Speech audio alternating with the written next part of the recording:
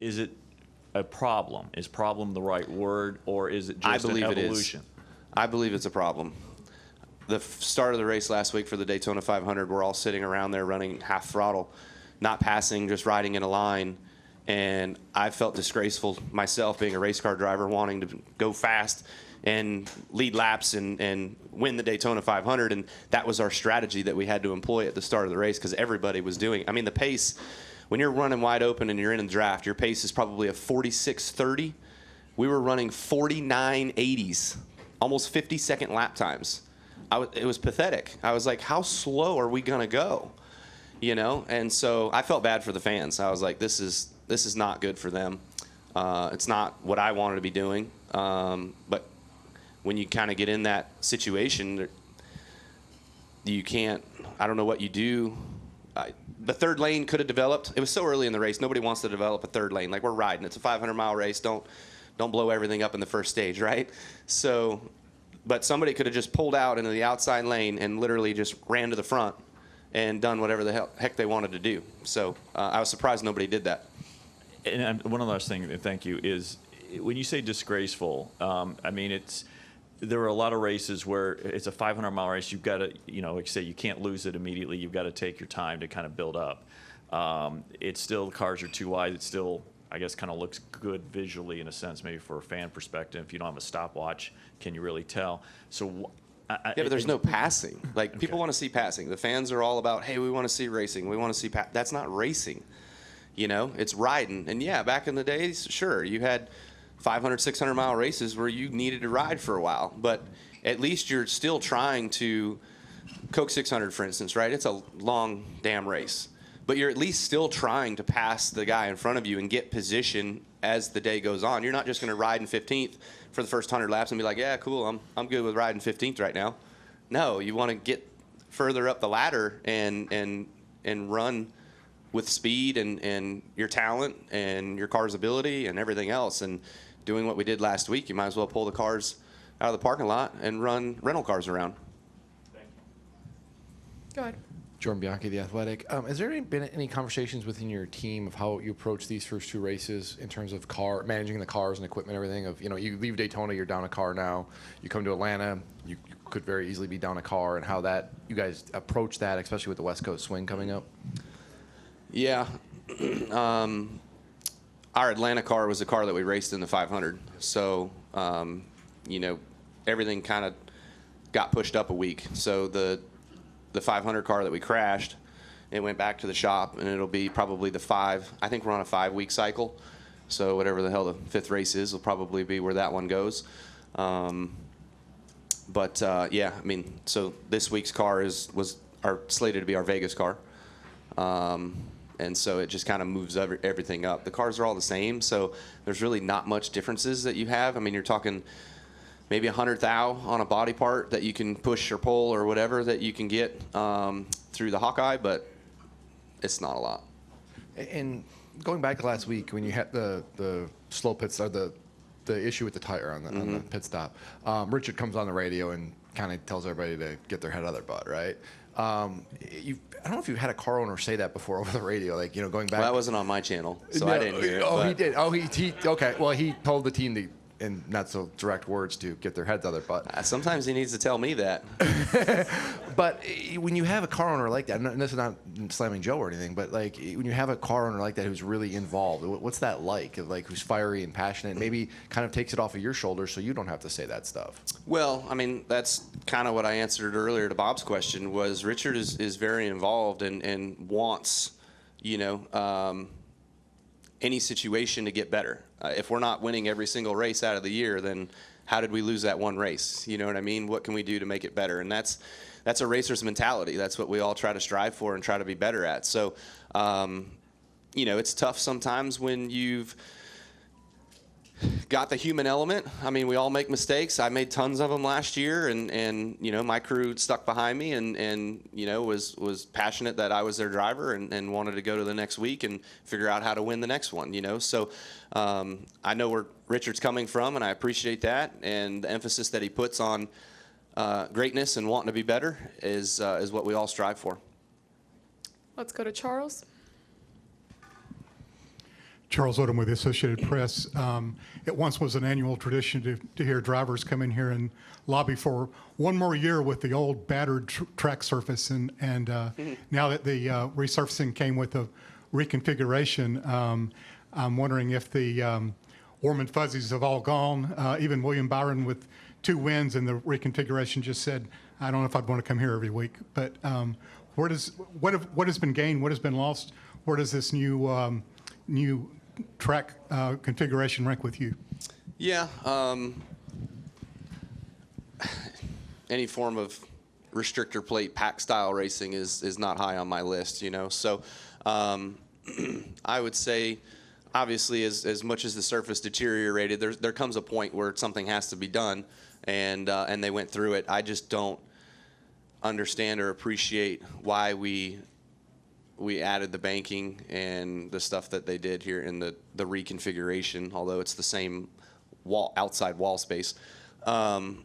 You know, would I have much rather seen them just repave what we had?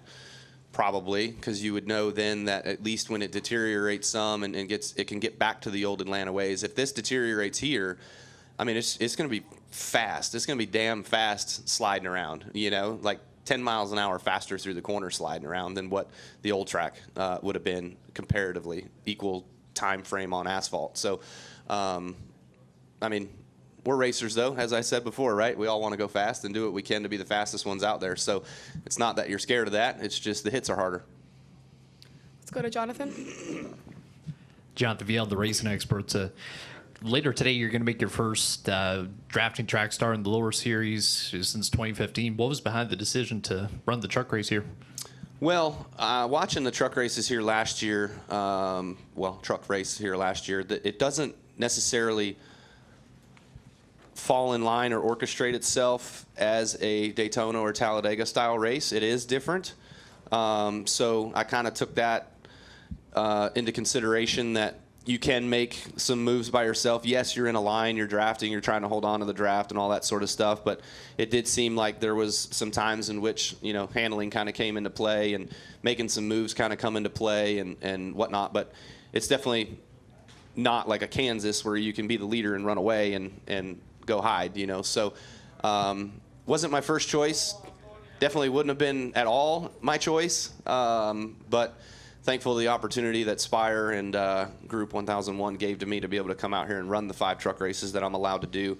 And this was the 5th one that was available on the list that I could do. So I didn't have much pick. It's tough with the pick with all the regulations and things that I have with NASCAR and all that sort of stuff, with the triple truck challenge races, the playoff races. I don't do speedway races. So my pick of the litter was, I think, literally 8 or 9 races that I could do. So it gets small. Yeah.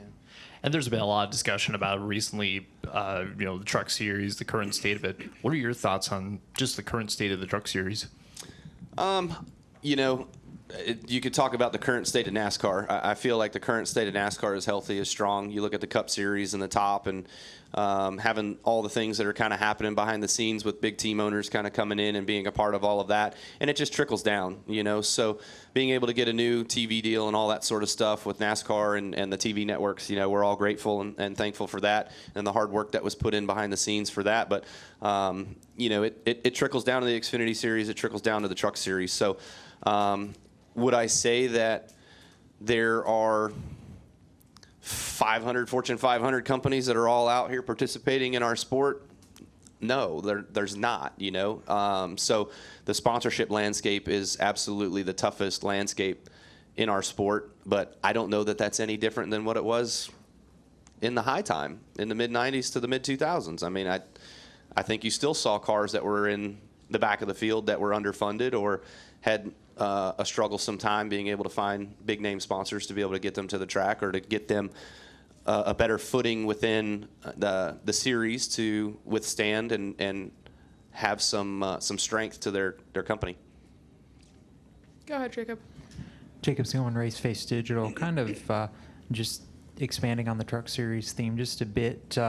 In racing with Spire this weekend, obviously a lot, it's assets that you were familiar with when it was KBM. You'll be the first to say, I know, that Jeff and TJ aren't newbies at this. So what kinds of things are you, in your consultant and driving role, looking for to help them improve on? Well, I mean, just yesterday, whatever the heck was going on, we unloaded, and the truck was wandering super, super bad. It was really darty and all that stuff. So I do wish we had a 20-minute practice just to be able to get out there and roll around. And you can feel that stuff. Like, we could have fixed a lot of things in my truck just based off of me going out and making some single lap runs in practice, not even drafting. I didn't even need to get in the draft to feel that. So, but we kind of just worked on some air pressure stuff to try to help that. It helped a little bit, but there's definitely still some things that I'd like to make adjustments on, but you can't. You're locked in. So I don't like that fact of not being able to better your stuff. You won't see the changes that I feel like you need to make until they come back here the next time, So, but it is what it is. So it is more on the driving side than as much as the business side? Yeah, no, the business side, no, I don't necessarily feel like I need to tell them how to run their business. I can tell them all the things that we did that made us what we were, but there's a lot of different people there as well too now. So, although it is KBM assets and everything else, it's now Spire. And, Brian Patty's the only crew chief that's there. I had Bono for a little while. Bono and I worked together. We won some races together, so he's there. Congrats to those guys. They won last week, which is cool. In our stuff, that's the first Daytona win for KBM equipment since I think I won there back in 13, something. I don't even know when it was. Had to be before 15. My legs are telling me that. But yeah. Reed Spencer with the NASCAR Wire Service. In terms of the pit road, different speeds getting onto pit road, how do you manage all of that at the same time with the two different speeds? You use two different sets of lights, different gearing. From the time that you come off at turn 2, could you go through the process of how that all works? Yeah, so we'll most likely have 2 pages, one for under green and then one for under yellow that we'll use for the different lights of what we'll look for with the gearing and the RPM ranges and whatnot. So, if you're under green and you come off of turn 2, you got to make sure you're on page 2, whatever page it is, and then, you'll slow down as quickly as you can, as late as you can, in order to make it to the 90-mile-an-hour speed zone by the first line. Carry that around the corner, and then you'll slow down through your lights, and then run your pit road lights. There's different colors. You've got 3 different sets of colors that you can go through, so there's a pretty wide range of band, and you'll run probably all reds. Actually, you'll run probably 4 blues through the corner, and then you'll run all reds on pit road. That's typically what we do. John Newby. John Newby, NBC Sports. Obviously, this isn't as much of a concern since the sale of KBM, but when you were scouting talent for up-and-coming drivers, I was curious, what were the factors you're looking for besides just wins? I mean, for us, it was, the skill level and their background of where they come from. Racing in the super late model ranks was kind of where I got my best sense of racing against some of those younger guys and got to pick up on some of those guys. Brian Eichler was one of our early guys at KBM, and then we obviously got Eric Jones from when he beat me in a super late model race down in Pensacola. So, you look at those characteristics. I don't know that we ever necessarily looked at their persona or relied on that a whole lot, or their media training or anything like that. We'd always just kind of help them through some of that stuff once they got to us. And Toyota and TRD and their workforce of what they all did was a huge part of all of that as well too, because I had a couple guys that I really liked that I picked that I sold them on and we were able to bring in, and then they had a bunch of guys that they wanted and basically said, hey, we're going to run these guys, and we all kind of agreed and worked together on it. Let's go to Bob Pockris and then Dustin Long. Bob Pockris, Fox Sports. You have a new Jackman this week on your car. I'm curious, I don't know how involved you get in those decisions at all, but do you like the fact that, hey, let's try something different after a struggle in the first week, or did it surprise you at all? Because teams tend to kind of work with the same people at least for a little bit before trying something different? Well, the Jackman we had was the same Jackman that we had all of last year. So, we were trying to redo a few different positions over the off season, and some of the talent that we were scouting and talking to and giving offers to, they declined them and went somewhere else. So we're just had what we had, and we've been working through that. So it's tough out there. It's really hard to recruit and get guys, especially where RCR is based and where they're at. It's a long road to hoe to get up to Welcome. To do pit stop practice, sometimes 3-4 times a week, whatever it might be. But I know that Ray and all the guys there in the pit crew department are working super hard. I mean, trust me, they've heard it not from me but from Richard week in, week out. So their ears are bleeding. But I know they're trying, and I know we're working hard. And trust me, there were plenty of offers over the offseason to try to get different talent up there, and we just weren't able to secure it. Dustin Long, NBC Sports. There's a lot of talk since last week's race about the fuel saving and how, obviously, that's always been an important part, but how much it's grown even more so, particularly at that race the last couple of years. What can be done, if anything, in terms of taking emphasis off of that and allowing you guys to do a little bit more or race a little bit more as opposed to riding around? Or is this what you've got? And could anything change for this weekend? Yeah. Good question. We kind of talked about it in our Chevy meeting last week amongst the other drivers, and there was really no solution that came to the forefront. The only one that I really had was to reduce the fuel cell size in half to just create more opportunities of coming to pit road, to just break it up more. But then you put your pit crew and the guys on pit road in more danger. You put twice as much emphasis on doing all of that. But that when you come to pit road, it kind of breaks up the field for a little while, right? Like you take about 10 laps to kind of get it all sorted back in and get going again. Well, we go, 33 laps on fuel? If you go 15 or 16 and it takes 10 to bunch everybody back up, well, now you're getting ready to pit again. So you're not going to sit there and save. You're going to be going all out as much as you can and making sure that you're not breaking, that you're not fuel saving in order to do the leapfrog strategy. I mean, a couple guys said, no, you'd still do the same thing. I don't know that you would.